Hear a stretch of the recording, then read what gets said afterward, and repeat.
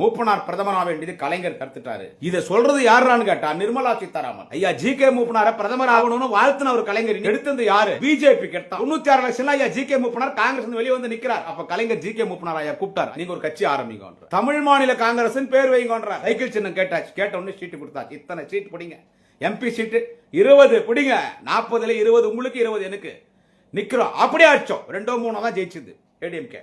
அப்போ நம்ம கிட்ட 20 எம்பி இருந்துச்சு. அப்போ நம்ம கொண்டு வரும்போது அவங்க வாஜ்பாயை கொண்டு வந்துட்டாங்க. வாஜ்பாய் ஆட்சி கவருது. அப்புறமா என்ன ஆகுதுன்னா எல்லா ஸ்டேட்டும் சேர்ந்து அப்போ ஒரு நம்ம தனியா ஒரு தேசிய ஜனநாயக குழு உருவாக்குறோம். அப்போ மெஜாரிட்டி யாருக்கு போச்சுன்னா கர்நாடகால தேவேகவுடா, குமாரசாமி கவுடா முதலமைச்சராக இருந்தாரு. அவங்க அப்பா தேவேகவுடா போய் தேவேகவுடா பிரைம் மினிஸ்டர் ஆனார்.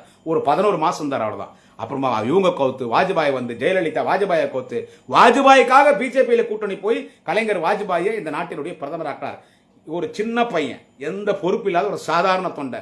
எனக்கு தெரிஞ்ச இந்த விஷயம் மாண்புமிகு நிதியமைச்சர் மரியாதைக்குரிய ஊர்காமாமி பாட்டி வணக்கத்துக்குரிய நிர்மலா சீதாராமன் அவர்களுக்கு தெரியாதா?